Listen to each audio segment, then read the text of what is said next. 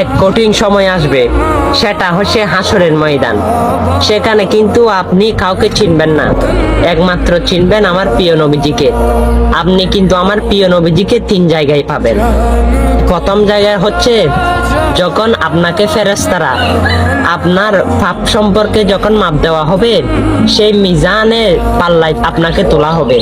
আর আপনি যদি গুনাহগার হন, সেই পাল্লা কিন্তু ভারী হবে। আর ফেরেশতারা আপনাকে ধরে নিয়ে জাহান্নামের দিকে নিয়ে যাইতে থাকবে। তখন আমার প্রিয় নবীজি দেখবে, আপনাকে ডাক দিবে। তখন ফেরেশতাকে জিজ্ঞেস করবে, হে ফেরেশতা, আমার উম্মতকে কোথায় নিচ্ছ?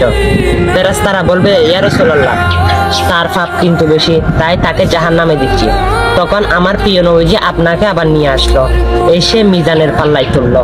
আমার প্রিয় নবীজির আঙ্গুলটা আপনার পাল্লার মধ্যে দিল, আপনার নেকির পাল্লা ভারী হয়ে গেল। হ্যাঁ, সে মুসিবতের সময় একমাত্র আমার প্রিয় নবীজিকে পাবেন।